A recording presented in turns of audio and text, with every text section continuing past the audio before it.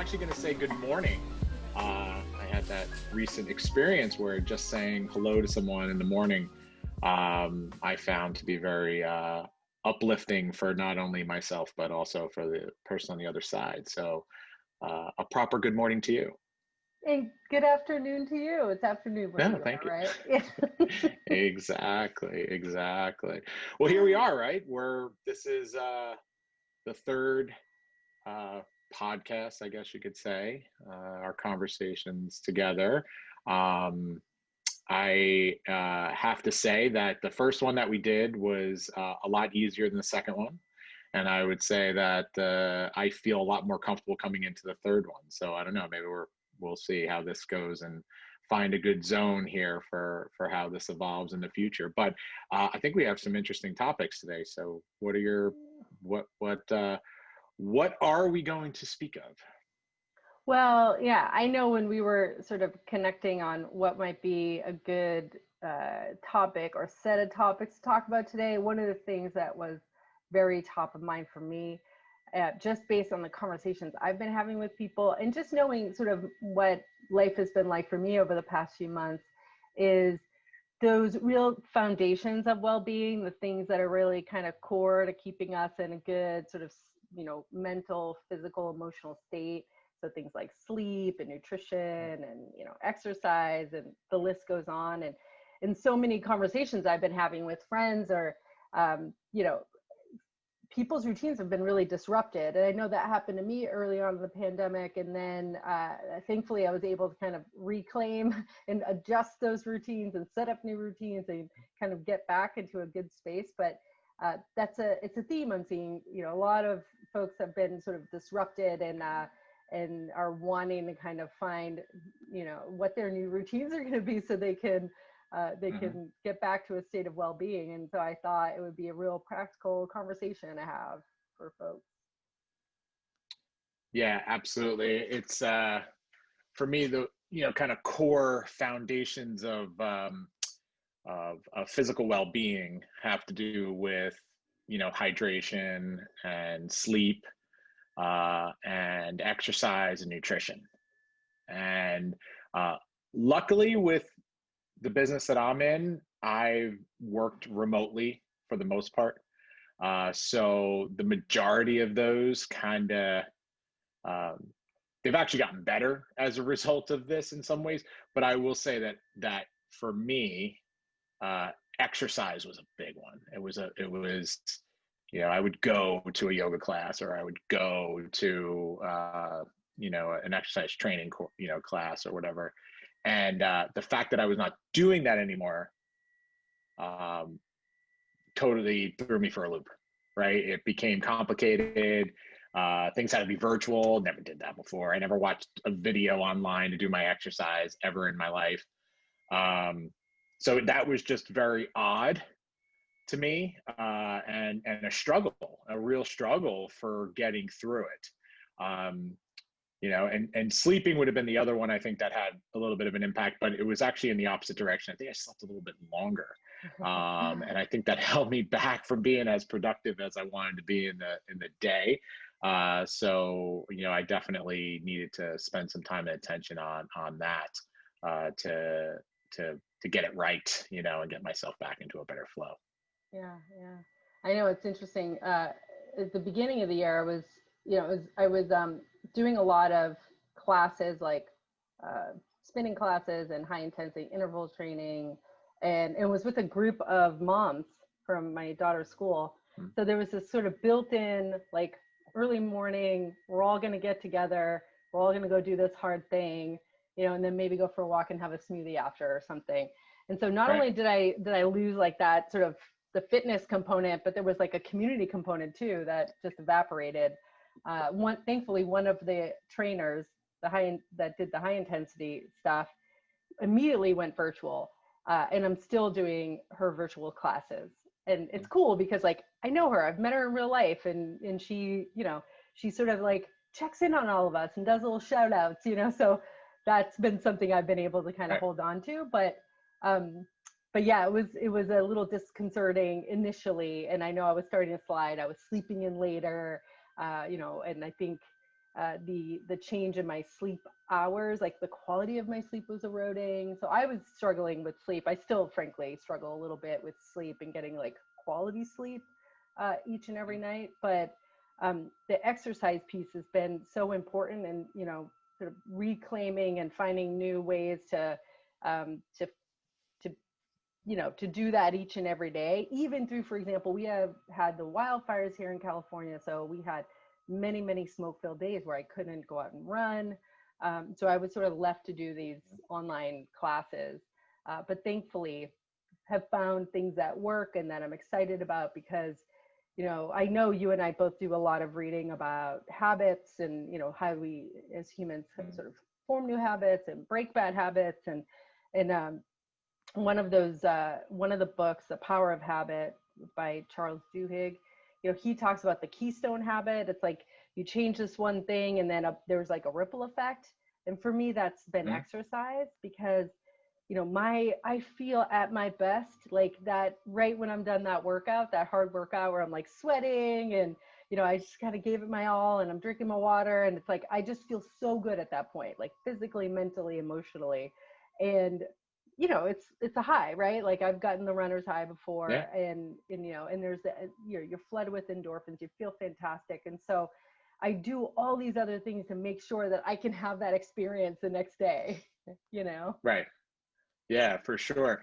And and I've read that book, and that's an amazing book. And actually, I completed recently a book called Atomic Habits, which I thought was which was awesome as well too. And one of the core concepts in that book talks about um, the changes that we make, the habits that we do, when they're aligned to our identity, they give us that motivation. They give us kind of that alignment to who we want to be, and here are the activities that are associated with, right? So I think many of us are willing to try things, but if you don't have it fully aligned to who you are, I think you're a lot uh, uh, more likely Yeah. to let it go, right? So if you don't associate yourself with being an athlete, um, an exercise habit might disappear quickly when something like what we've dealt with over the set of months happens, right? Because now you just go to the gym. I can't go to the gym. I ain't working out, right? And so if you don't identify at that moment with saying, well, I'm an athlete, and I personally believe everybody is an athlete, right? If we all have a body, and we all need to maintain it. We need to do the things that we need to do. I just don't need to be able to run a mile under 4 minutes or anything of that nature, right? So I know I need to do enough based on my body's needs to stay flexible, stay strong, to all that stuff. So as much as maybe I didn't do a couple of virtual workouts in the beginning, or I didn't do as much, there was that part of me that started to creep and say, this isn't who you are, right? It's like, what are you doing? You need to step up. And so there I had to make a choice. And I think what's interesting about that, because I always have identified, I played sports all my life, baseball, went into college with, and all that stuff. I've always worked out, right? And I've always experienced I don't want to do it. I go, I work hard, I get done, I feel great, and it's like, it just always happens. It's because of who I am, and this is what I do, and I know what it feels like at the end. And that's great, right? It's putting me in an uncomfortable position, and I feel the positive benefits at the end. It's awesome. But I was like, why wasn't I, like, what was the matter? And I think it's because the environment, the actual trigger to that I'm working out was getting in the car with either my yoga mat or my sneakers on, and I was going to something that I signed up for. Yeah. That meant I was going to go do it. Well, there was no cue in my house other than me doing something that says time to go work out. You have to go do it. I had to rely on my own planning, right? I had to figure out a way to make it easy and in front of me, right? I had to make it visible, right? So as soon as I shifted that and started trying things out, all of a sudden I started getting into a groove, right?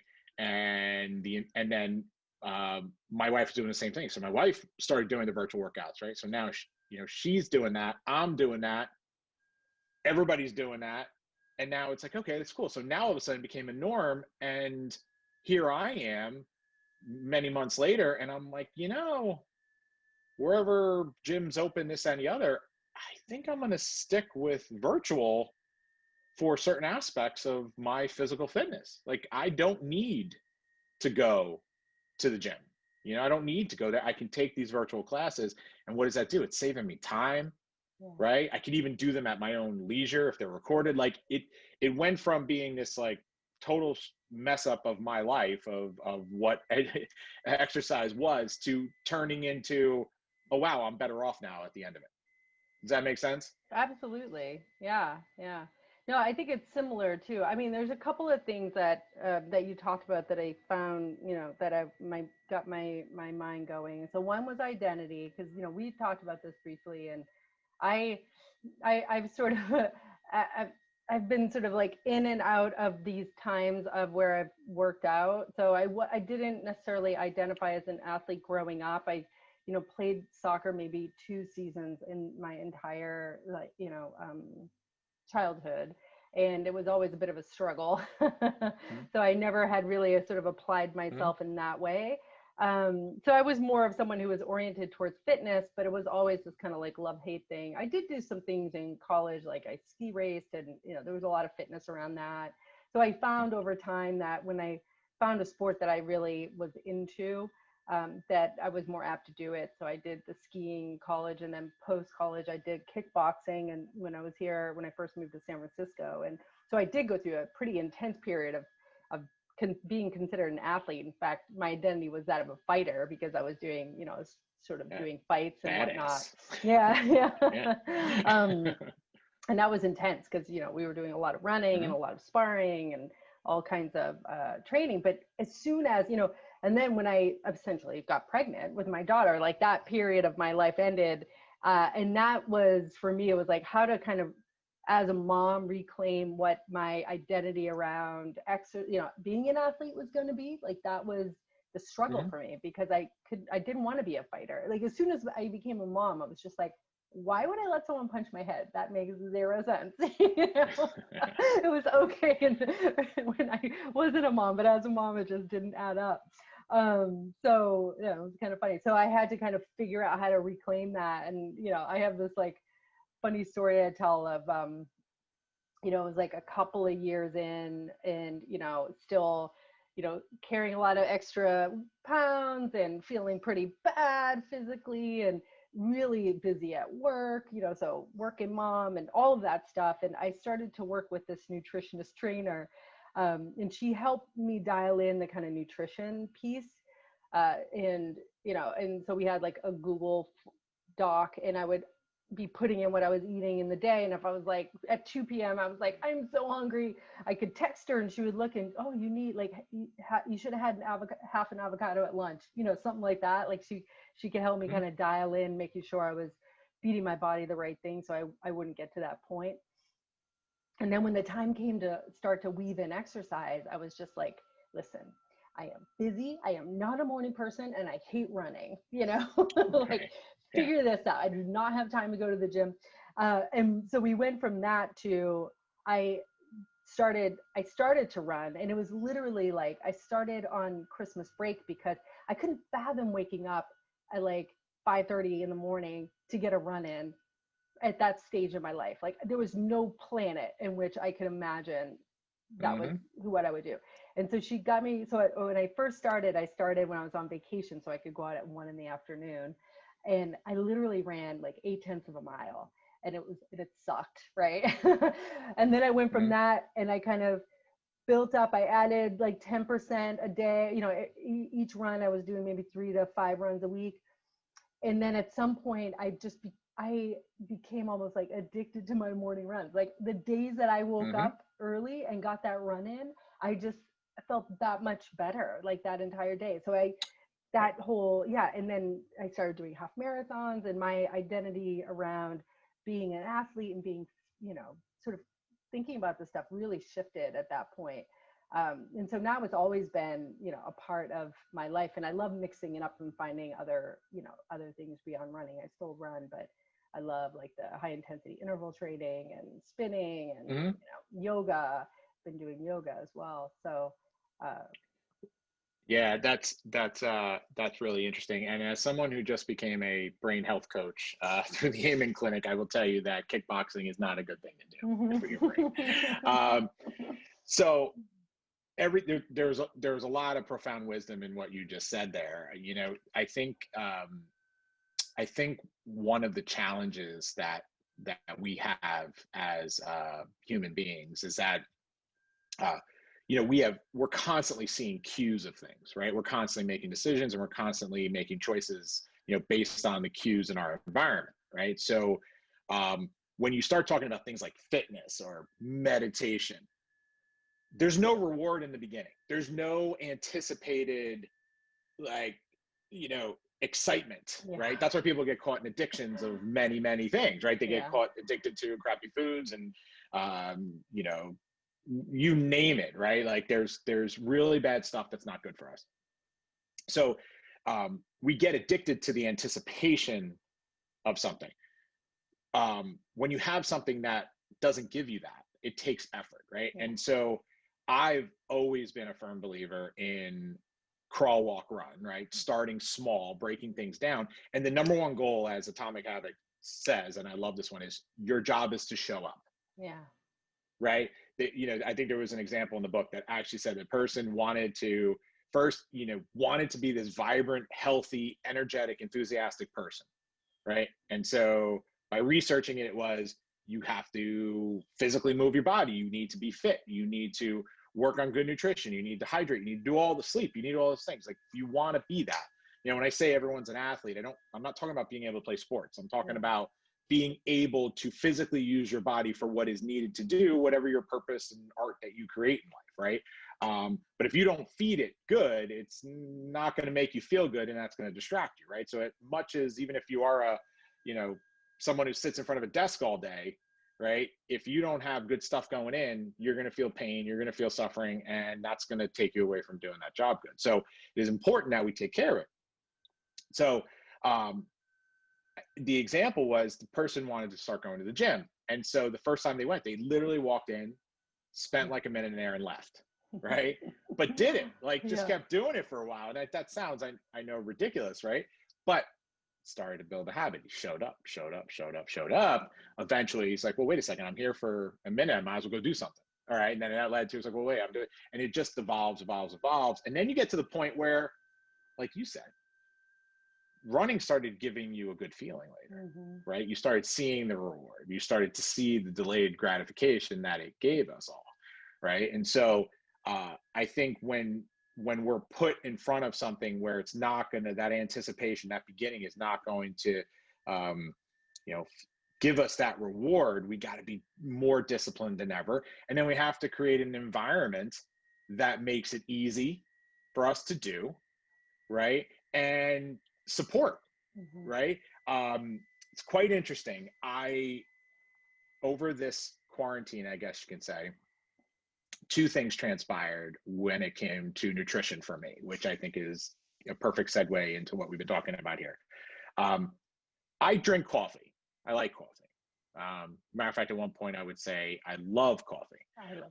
I do a bulletproof diet, right? Kind of bulletproof coffee thing. So I'll, do the grass-fed butter and all that kind of jazz. And it's awesome. I do fasting and whatnot. But I would drink coffee throughout the day, and my wife would drink coffee. So she would just, just as much as me, right? We'd be like, oh, let's go get a Dunkin' Donuts coffee, or let's go get this. And when we go on trips, it was, get the coffee. And like, it was just always, and I was drinking way more coffee than she did, because she would only drink like a cup or two, but we both drank coffee. It was a habit we did together. It was actually a thing as a couple almost that we did together. Well, my wife decided to do a fast, or not necessarily a fast, but like a cleanse, right? She went on this diet cleanse, and it was like no coffee. So she stopped drinking coffee, right? So we went on vacation this summer, and we're driving down, and I wanted to get a coffee. And I'm like, she's not drinking coffee. Like, what do we do? So I didn't get my coffee driving down, which was Thank God. Then we get there, and we were with some people, and I come to find out that the two other people that were there don't drink coffee. I was literally the only person in the house that was drinking coffee in the morning. That just seemed, it was mind-blowing experience. I'm like, wait a second. I've been around people who just drink coffee all the time. People love coffee. They're all about coffee. It's like a culture thing. Like, all these stuff, right? I come back, and then all of a sudden I'm like, wait a second. You know what? I've always said I wanted to stop drinking as much coffee. I'm like, next thing you know, right now I'm down to like 2 cups a day, when I would drink at least a pot before, and I have no problem drinking it at like 5 o'clock at night. It doesn't happen anymore, right? Just a little shift in my wife, the environment that I'm in, that changed for her, gave me motivation to change for me, because every other time I would rationalize having it, Yeah. And the same thing happened for nutrition for me too, I will say. I would do fasting, and then I would eat, and after she did this cleanse, she started cooking a lot of different things, a lot, kind of eating the rainbow, just all types of stuff. And I said to her, I'm like, hon, you know what? I'm kind of digging what you're doing, even though my brain doesn't want to eat those things. Do you think you can include us all? The next thing you know, it turned into family. That's what we're doing for dinner. And oh my God, what a difference. I am Game changer, seeing right? the crave. Oh my God. It's like the cravings for the crappy food, Yeah. the, the snacks, the other stuff are completely diminishing. And it's amazing. It's absolutely fascinating. So at the end of the day, and then her and I are getting closer, because we're talking about the plan for, what is being cooked for the next week. And then and it's even the best part of it all, and you can relate to this, is the children are getting this. They are Yeah. seeing a wide variety of live foods that, as someone who's, gotten certified in things, and life coaching, all that stuff, would say, eat live foods, right? I wasn't preaching it I was not living it as much as I would preach it, right? Now I'm doing it.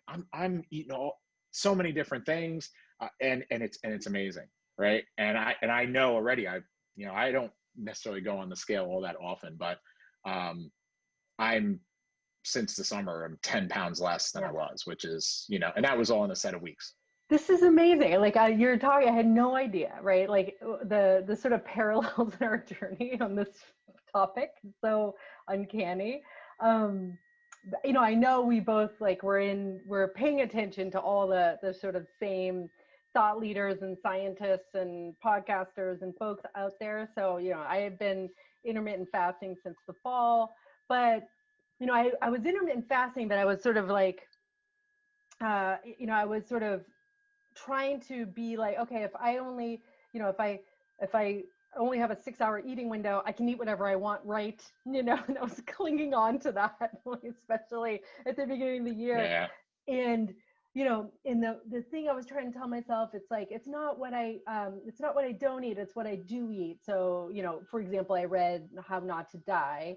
So I was trying to get in the 12 things that Dr. McGregor talks about, like the servings of beans and the servings of cruciferous vegetables and the servings of fruits.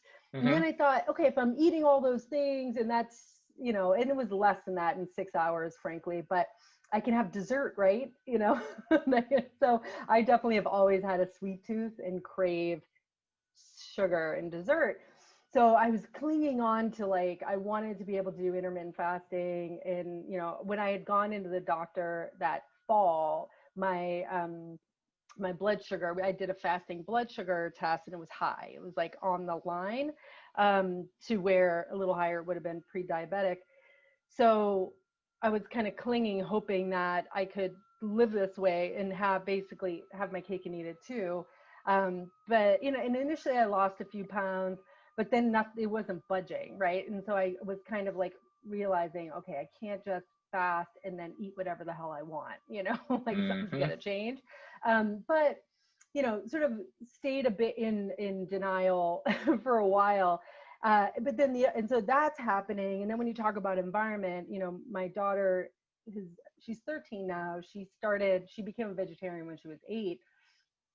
And I was sort of feeling like I was sort of phoning in her meals. Like I would cook a meal, and I love to cook, and so most Mhm. dinners are sort of, something that we've put together, but it would be centered around meat, and then side, vegetable side. And then I kind of felt like, oh, she's just getting the side dishes all the time, right? And it was starting to Right. feel uninspired, and so I started to shift to doing more and more vegetarian, because I wanted to be able to give her a good meal, right? And so if I had to Mhm. take the meat component out, then I had to get more creative. So that was kind of happening. And then what I did was, I think you probably saw this documentary, Down to Earth, with on Netflix, with Zac Efron. Did you see Mhm. that? I did. I actually, I like Zach, so I was like, oh, this Yeah, is interesting.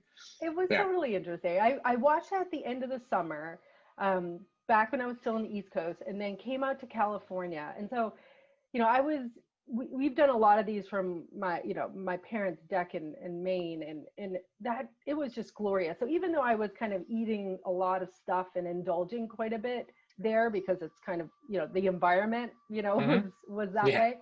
I was Yeah. exercising, like I was out paddleboarding and running and biking and swimming. Like, so much of my Right. day was oriented around fitness that I was doing okay.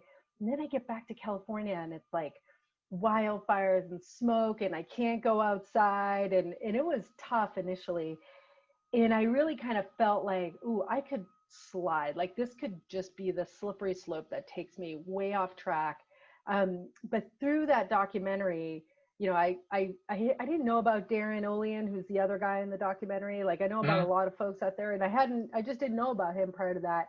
Right. Um, so I started, like, I found out he had that app. He has like an app called 121 Tribe, and I did the 3-day free, and it's basically like 21 days of, all live foods, completely vegan, exercise component every day.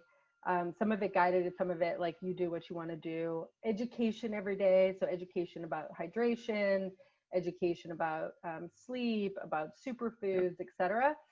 And I did that 21 days, and same to what you were saying, like I have never felt better. And I Mhm. always felt like, okay, this is just, I crave these things, and I'm always going to be fighting this craving and this need and desire for sweets. And but it all, like, in comfort foods, that would be the other thing. I think Mhm. I, was always wanting some amount of comfort food every day, and that all went away like a week in, 2 weeks into that, to that 21 days. I just started to feel like a really amazing, and dropped about, you know close to 10 pounds, well, probably about 6 pounds. um and yeah, it was just, it's been a game changer. And I don't think I could have just dropped into a program like that, because it was pretty Huh? intense. But I was already on this journey of, like, I was Yeah. vegetarian-ish, Yeah. um Yeah. Absolutely. but it was such a game changer for me. And so I keep, like, posting about it in my Instagram, because I just, like, I'm, if I can even inspire anyone to check it out, who's on this similar path. I think it's for me, like, to the point you were saying, it's like, whoa, wait, where did all those cravings go? Mhm. Yeah, and that's the beauty of all this, and that's just the beauty of life, I think, at the end of the day, right? The ability to explore ourselves, explore our environments, connect with people, with our environments. It's crucial and important for us. And I never say, never on anything. I don't try to hold too much to my identity. I like Yeah. to stay as close to I am as possible. um and so it's like, to me, everything's a continual journey. Right now, I can tell you, I love cheeseburgers, I love pizza, um I love wine. uh Yeah. I got a few other things I love chocolate chip cookies. I'm not gonna, I mean, like, these are like the things that I love. um I know my body is amazing. I know that 80/20 rule is a real thing and has always been the case. I was fooling myself to say that I was really doing 80/20. That's for sure. And so now, I have the designated, if you want to call it cheat days or whatever you want to call. Like, I'm my life now is different. It still includes these things, but I'm very, very disciplined on the other stuff. And when I started to just commit to the discipline, I realized that I don't need as much discipline the more days I do it. Yeah. And that's the beauty of it all, right? Because at the end of the day, the willpower, like when you sit there and you're thinking like of what you normally have and the cravings that you have, like the concept of eating like someone who you say like you like to be like, I mean, it's like, are you kidding me? Like, no way. I'm just not going to, that's just not going to happen. So that's why going through a gradual process, going through a crawl, walk, run, Yeah. Yeah. eventually gets you to a point. And at the end of the day, just because it works for somebody else doesn't mean it works for me.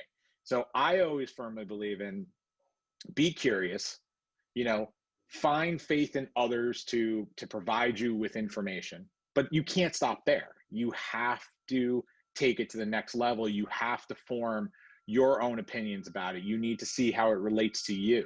I actually think this is like a fundamental thing that's not taught in school is Yeah. that, education thinks, you go in, you listen to your teacher tells you a bunch of stuff and you just do what they tell you. That's not education. That's knowledge accumulation, right?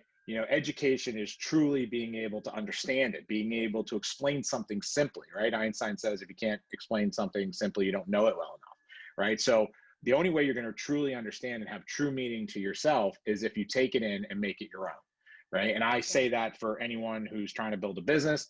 If you're trying to get yourself healthy and find a career path or a nutrition regimen, like my wife's nutrition regimen is completely different than mine. I'm involved in some way, but like the way she does it, that's her thing. And that's what works for her. She can't fast. I love fasting. I fast 5 days a week. I eat one meal a day. I love it. I'm jazzed. I find more energy as a result, you know. One day it may change, but for right now, that's the way I look at it. She can't do that. She cannot. That's just not work. That just doesn't work for her. So, okay, right? But we're both going towards the same thing, which is to feel enthusiastic, feel vibrant, be able to do the things that we need to do, right? Our identity is about being healthy and feeling alive and happy, and right. And that to me is the core of it. And then go explore and figure out what suits you, right? Along the way. Absolutely. And to that point, it's like, so I always like to add the ish at the end of everything. It's like, I'm vegan-ish, because similarly, I also, I like to, for example, so generally I keep my house pretty clean, right? And there's a lot, when I think about, it's interesting because I went 2 weeks with like no garbage. There was like hardly any garbage. Like we made very little garbage. That's awesome. Yeah, I was just like, I pulled the garbage cans out and I'm like, there's nothing in the brown bin. What's going on? It's because we were just eating like beans and, fruits and vegetables and nothing out of packages pretty much. I had bought like bulk beans and bulk lentils and all of these things. So that was sort of fascinating to see just from a household standpoint, the shift in what it's sort of created for us in other ways. But then, for example, I like to go out. So yesterday I went out to dinner with a friend. And so I'm trying to do at least one night a week, go out to dinner. And we went to a steakhouse and I have filet mignon. There you go. And a martini, because if I'm going to do it, I'm going to do it, Yeah. And it was delicious and I enjoyed every bite. And then it had a side of veggies and we shared a salad and it was awesome. Even shared a little bit of chocolate mousse at the end. And it felt fine, and I feel fine today, which is great. But that's the way I'm trying to sort of set it up to kind of minimize, decision-making fatigue, make sure the environment is conducive to the way I want to live. So try to keep not too much stuff in the cupboards that could kind of get me off the rails if I'm having a down moment. But at the same time, like just setting up these moments of celebration, connection, and experiencing these things that are fun to experience, right? There, and there's nothing wrong with that. You just can't do that every night because it becomes very much a slippery slope, especially at our ages, right? You start to feel the effects if you're indulging too often. I hear you on that one for sure. Yeah, I mean, you just really described the playbook for it all, right? Which is, we're constantly bombarded with cues, right? And there's a lot of cues out there that are not with our best interest in mind. Let's be real, right? These companies out there are hiring people who are, their job is to create cravings that are things that are just not serving us, right? So cues are everywhere. So how do you protect yourself, right? Well, you hide the bad and you bring forward and make easy the good, Yeah. right? So you make your environment in a way that it's easy to do the things that you want to be and what are you about and the habits that you want to take on, and you get rid of the stuff that's bad, and make it really hard to get at, right? Like, you want a chocolate chip cookie, that's great, but make it be that it's not sitting in your house so you can just go grab it, right? Make it be so you have to go drive to the store and get it, or you're out at dinner and it shows up on the menu and you're like, no, I'm gonna have it. Yeah. It's like, but that's awesome, because if you don't have stuff, I mean, the science has shown, right? The first bite is always, Yeah.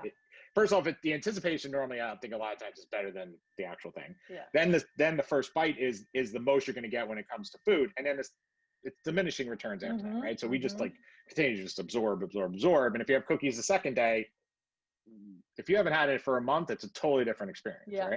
right?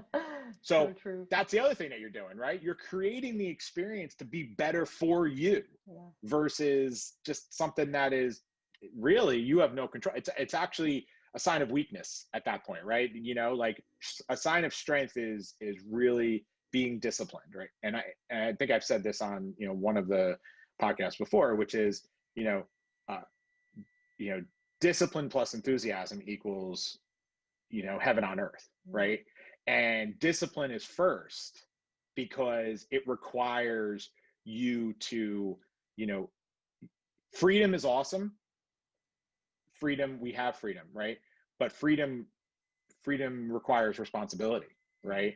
And when we live in an environment where it's not about finding your food in the ground or hunting or whatever, right? When you have all these choices, and the choices are really, really bad in a lot of cases, you need to have discipline. So discipline needs to come first, and when you have discipline, you then can find that enthusiasm. When you do that and you merge together, it's like, wow, life is awesome. And a great example of the environment, like, hide the bad. I knew my children were addicted to cereals. And I'm not going to lie. When I was a kid, I loved Lucky Charms. Loved them. Like, I love Golden Grahams and whatever, like the sugar and all that. I mean, we it's grew like, up on that stuff, didn't we? Yeah. Cocoa Yeah. Pebbles and Fruity Pebbles. Yeah. Yeah. And listen, I put a bowl in front of me, like, if I'm going to indulge on something, like, yeah, I'll love every second of it, so I get it, I understand it, but we're putting our kids in an environment that allows them to do it. So my first experiment was with Magic Spoon. So Magic Spoon's a cereal that Ben Greenfield had recommended, and it's very expensive, but it is basically taking like 4 of the flavors of cereals that we ate that had all these GMOs in it, and basically make it healthy. Like, it is packed with protein and like all this stuff. So it's like the healthy indulgent of cereal. They did it with the idea, it's like, cereal is awesome, but it's bad for you. Well, let's make it a treat for you, but it'll be good for you.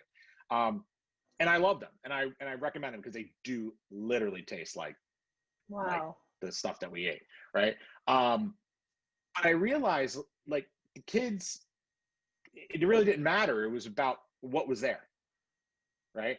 And so when I saw them go after granola, which Shannon had, my wife's name Shannon, had vanilla, organic granola with a few other things that much healthier option. I saw my little guy take it with a bowl of organic milk and just eat it, and he's like, oh, it's so good, I love this. And like a light bulb went off. I'm like, cereals are gone, get them out. They want something with milk, it's granola. I was like, we got to fight through the pain. Yeah. I think when they were gone, I don't think anybody said boo. It was like, here's your breakfast choices, right? And Braden, the one who I just said was eating the granola, he's now learning how to cook. He's learning how to cook eggs for himself and do this stuff. So I'm like, wow, like, he's now doing something that's a lot healthier for him. He's learning a skill, right? He's also cooked me breakfast over the weekend. Like, it led to so many different things about a choice that we made. And it sounded horrible up front because I'm like, I got a 2.5-year-old and she wants what she wants and all Yeah. that stuff. But again, if it's not there, she can't pick it, So I just like, that was a great example of keep it away, keep it out, and not to say that we're never going to have it again, but that's not something that's going to be in our house and easy to grab. And I think at the end of the day, the last message that I heard you say, which is awesome, is about really about reflection and keeping an awareness of what's going on, keep it in tune to the mental, spiritual, physical, emotional parts of your body, gratitude for what you have, take the time to do the celebrations of it, right? If you're going to celebrate and go out and have that filet mignon, I bet you, if when you finished it, if you were eating that out of habit, you would not have felt good afterward, right? Like there was something that it gave you, said, yeah, you know what? I actually do enjoy that. I actually like that thing. And okay, great. Like, that's good to know, right? Where I think a lot of times we get into these, consistent habits when you just keep doing things, even good ones necessarily, and they no longer serve us anymore, right? Like people with exercise, I'll tell you, that's a great example. Yeah. I've seen athletes who, would train with me, and they're lifting weights, and they're, in their 40s, like I am.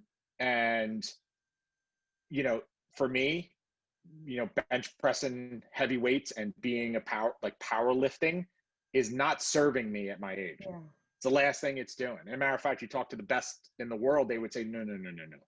You need strength training, but it's got to be transformed. You need more flexibility because your body's evolving and changing and all these things, and stuff that I've done in my life has changed. So even though you may be doing good habits, you always got to stay on top of them and see what's going on, right? Because you're also, your body gets efficient at what it's doing, right? So you always got to challenge. You always got to be, be pushing things to limits, right? So variety and changes, because some people keep going with marathons and then they go to a point where they can't stop and they just keep going and going and going. I don't know if that's necessarily the most healthy thing in the world to do, right? So you got to always be, keeping things in balance. So balanced, but always looking at them and seeing, what are the returns that I'm getting on this? Is there anything new that I can learn about what's going on with this? And then implementing and trying new stuff, and things that feel good and things that work, double down on them and just keep going. And that to me is like, that's the point of life, basically. Absolutely. It's interesting because since we had that, the conversation around self-awareness, that it's just, that keeps kind of coming back to me. Like I keep hearing this theme sort of echoed in other conversations right now. Because I think that, this it's such a critical component of all of this, right? As you were saying, it's, because things do ebb and flow, both as we age, but also as the environments around us change. And so how, and often we are, frankly, sort of in, what I sort of talked about before, that like trance of unworthiness, or maybe it's not unworthiness, but like just like the trance of modern life, where you're just on the, you wake up and you work and you do your thing, and, and it just keeps happening. And I think this period right now is this, for some folks, it's become this, wheel that's like grinding, and it just feels like that. It just feels like the grind. And that's not a fun place to be, right? And throughout these many months, I had those moments. I was like, oh, something's got to give, right? And so, and I know for me, like change of scenery has been really great, and it's been a great reset. But there's other things people can do. But even just having that awareness of, okay, this is starting to feel like a real grind, or I'm like just moving in a daze throughout my day, waking up just like work, and then like watch TV and then go to sleep, and just how to kind of catch that and recognize it, be okay, it is what it is, but then what is the one thing maybe I can do to kind of shift things, so if it's nutrition, like for me, just having like just doing a program like felt like what I needed in that moment, because there was so much around me, like the like I said, coming back to heat waves with no air conditioning and smoke, like unhealthy airs. We couldn't open our windows, couldn't leave the house really safely. And I knew if I didn't have some regimen in place, it was going to not be pretty. So I Yeah. grabbed onto that plan and I just did it religiously. And, um, got on the, like, everything from the hydration to, all the just, prioritizing sleep as much as I could, and trying out all the fitness things, the sort of guided yoga. A lot of it was intense, sort of yoga sessions, but that's what worked for me in that moment, because I saw it, I felt it, I had the awareness. And I think Mm-hmm. that kind of, concept is really, I just keep seeing it reflected back in the world right now. So yeah. Yeah. Yeah. No, that's all, that all resonates. It all ties back to your identity, right? Hmm. If you have a strong identity that is healthy for you, then it's going to get you through the hard times, right? Kind of the foundation of where you live from, right? It's your core, right? You as a mom, as someone who is doing good as being a coach, yeah, who's achieved tremendous levels of success in the business world. You have all these different things that have created who you are at your core, um, and that's where you live from. So that became important to you when the, lack of a better word, shit hit the fan, Yeah, right? Like you have I a say the bad same thing. situation, right? I mean, everyone wants a, reset of 2020, and I get it. Um, but that which does not kill you always makes you stronger. I've always liked that term. Um, but it's those who in those moments, um, align with who they are and will do the things that are they're aligned who they are, and they will persevere through and they will push through, and you will continue to do those things, regardless of the scenario that is put in front of you. And at the end of the day, it just makes great stories.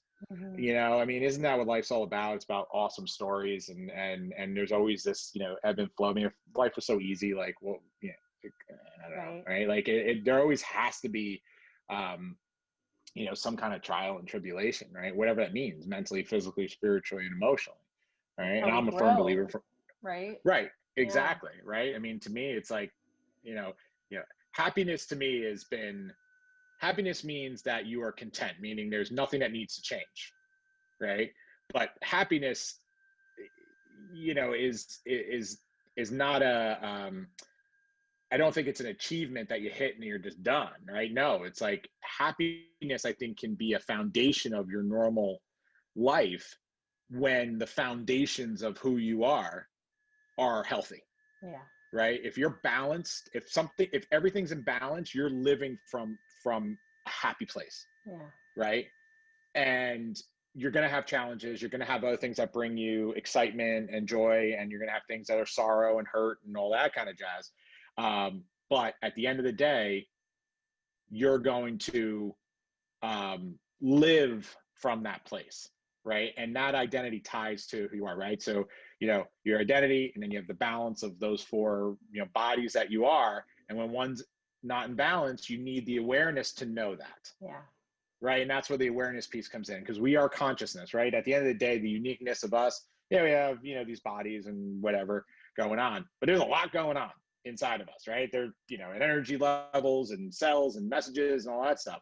Our consciousness is our uniqueness and gives us complete freedom to choose what we focus on, Yeah. right? And so when we say awareness, we're basically saying, well, where are we going to direct our consciousness in the moment?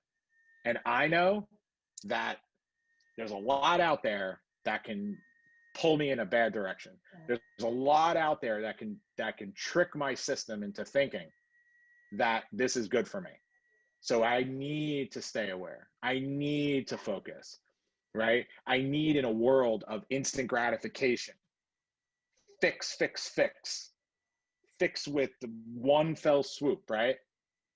Um, is not that's not sustainable, right? That's not a Yeah. thing, as far as I'm concerned, right? That's not how it works. And you need to stay aware when those cravings, those things are put in front of you to know like, yeah, no, that's not good for me. Right. And that's where meditation comes in, right? Like Yeah, meditation for yeah, me is it takes that meta moment, right? Which is the moment between the cue and what you observe and what you do. yeah. And I feel like meditation allows you to respond versus react, Yeah. right? So true.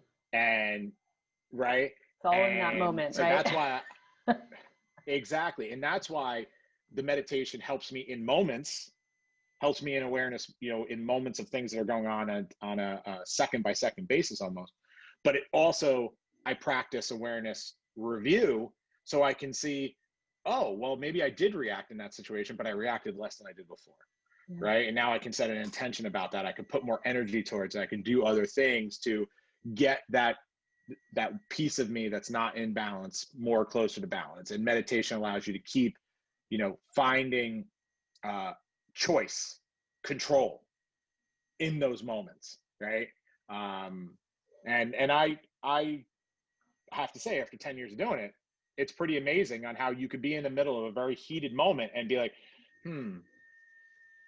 right? Isn't It's that come in amazing, very right? Like how handy. that It's come in happens. very handy for Yeah. me. And then Trust and me. then you and sometimes it just turns to silence, right? Yeah. Sometimes it just turns to silence. So as we're getting here, this is a very exciting topic. I feel like There's all of them one could have other, been their as you own were thing. talking too, there was another something jumped in my head that I wanted to talk about, but I just, yeah, just throwing that out there.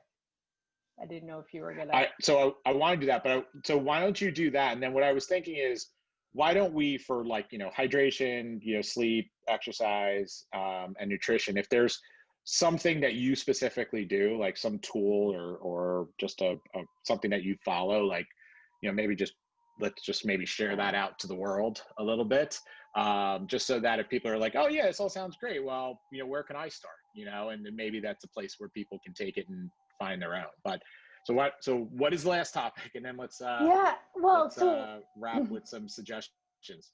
as you were talking, Larry, about just our own kind of consciousness, one of the topics that I've been very intrigued by, and in particular, I think in the space of nutrition and cravings, is the microbiome in the billions of organisms we have in our body that also have a collective mind of their own. Because I do think, and that's Mm-hmm. just a very interesting topic, and there are a lot of great sort of doctors out there. The Gut Health MD is one, that are out there talking about the microbiome and how it influences us in our decision making. Because that's where I think that shift for me happened when I was doing that 21 days of eating, vegan, mostly, raw, whole plant foods. My micro, like the buddies in my system changed. Some died off, and then new ones kind of came around, and they were sending different signals, right? Like they wanted to be fed different things than the organisms that were sort of running the show Mm-hmm. prior, right? And I think Yep.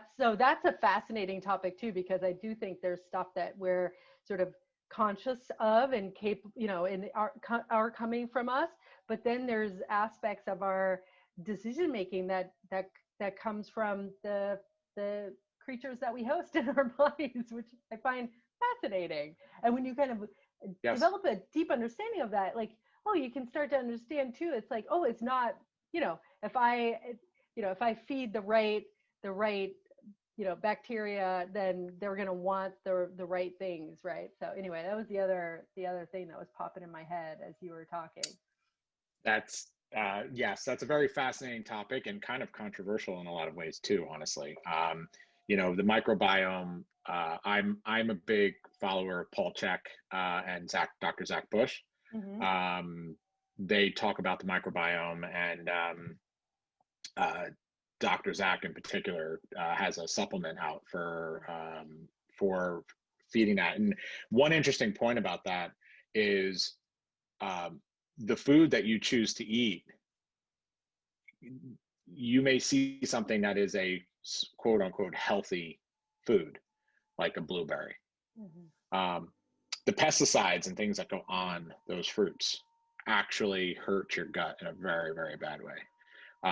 And your stomach, there's this concept, not concept, but it's leaky gut is a thing. Chronic disease and, irritable bowel and all of these things that come out that are chronic disease based, more often than not, they're coming from a bad gut biome, an issue, right? And our farming has suffered a lot because we, get fed, hey, put this on there and make them grow faster. Put this on, it'll get rid of the weeds. All of these things, and we've never really looked at that and said, "Ooh, well, what are the long-term effects?" And we could have hours of conversation about that piece. Because I'm totally paying attention to that whole movement, the regenerative farming movement, and all of that. Yeah. Yes. So Zach Bush, Dr. Bush, created the nonprofit that I'm actually a member of and contribute to on a monthly basis. That's their goal. And the beauty of what I love what he's doing with that is he's showing the farmers not only how he can regenerate the soil, right? Which is what we really need, right? It's in the soil. Like, just because you have an organic crop doesn't mean the soil is giving all those things, like the bacteria and the viruses and all these things that are there that are healthy for us, right? They always say, get your kids out in the dirt and have them play. They don't get sick from that stuff. And if they do get sick, it's because their body needs a change, He is teaching them how the investment in this will make them more profitable at the end. Which to me, when we live in a world where, dollars and cents and revenue are keeping you going, you need to have a balance of both. So if you're not only going to show how you can get to a healthy bottom floor and have a much more healthy bottom line, no pun intended, you are now really making a change. And I hope and I support that and really want to push that go forward, So, and that's it. Maybe that's a good segue into the last piece of like some things that I do. My big thing is I pay attention to my gut, from a health and nutrition perspective. I see how I feel. And so I make sure I take omega-3s every single day. I make sure I take a multivitamin every day, and I make sure I take probiotics every day. Those three core things. I have other things in my biohacking regimen that are in and out, but those three core fundamental things I always am taking on a day-to-day basis. And I keep a good environment, like I've already shared about what's going on there. I always drink half the amount of half the amount of body weight in ounces of water that I drink a day. And that's not including water that's in coffee or any of that stuff. It's like, no, you got to drink your water. Try to drink good water. That's what I also try to do, right? So hydration, that's key for me. My sleep, I listen to my body.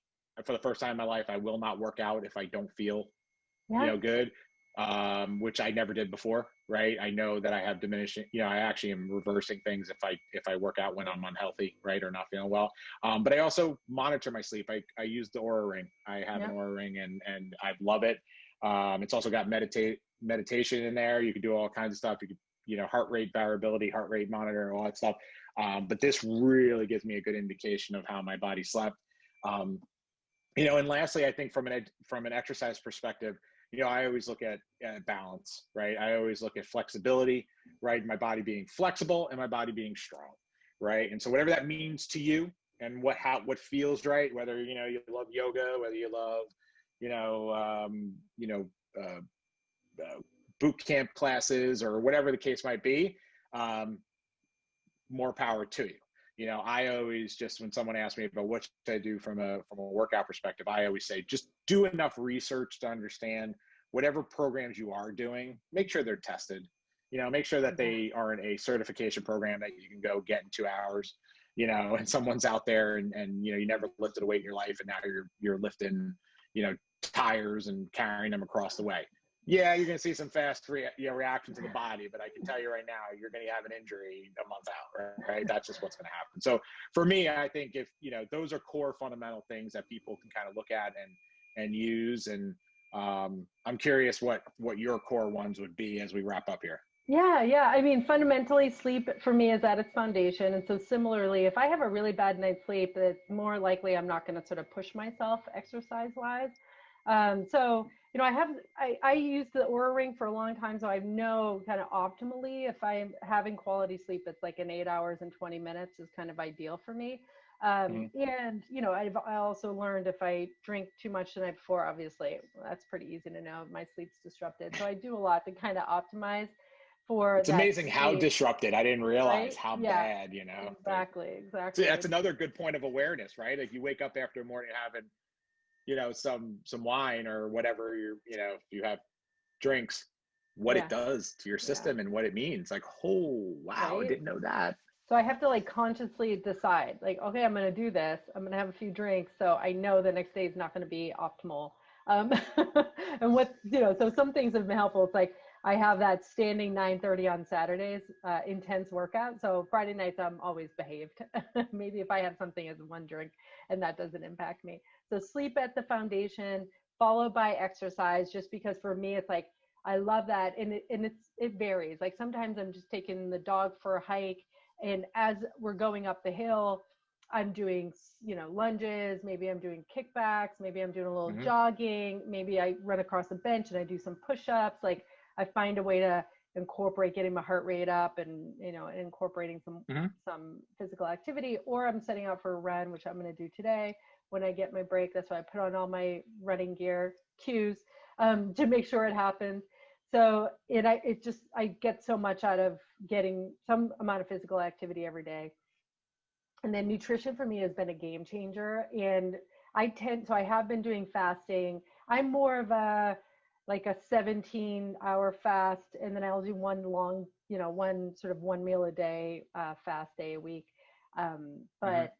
And that tends to work for me. I tend to break my fast with like a smoothie that has all the things, like fruits. It has kale, Hmm. it has a probiotic in it, a prebiotic in it, it has ground flax seeds in it, it has like fresh turmeric root. I have a bunch of it that little chunks I chunked up and I put in the freezer. Just plop a Hmm. turmeric root in there. So I try to put as much goodness in that thing that I'm going to break my fast with, because I know it sort of sets me out off for the day. And I try to make them beautiful. Like I found this amazing, like electric blue spirulina, and so sometimes I'll make just like a beautiful blue smoothie, or I'll make one that has like berries and beets and it's like fuchsia, so or something like a golden smoothie that's orange, and Right. it's become like art. And my daughter usually has her daily smoothie too, so we're both doing this. So make sure to start off the day right. And then now I'm in a space of just eating as much of the whole food plant-based. I feel like it's good for me, it's good for the environment, and very much into learning about Farmers Footprint. That's the organization that Zach Bush started. There's that new film, also some controversy around that, the Kiss the Ground movie that's out on Netflix, Hmm. similarly around regenerative agriculture and the health of our food, health of the planet. Yeah, the little biggest farm. That's another great Mm. film about regenerative farming. That's just, yeah, so fun to watch.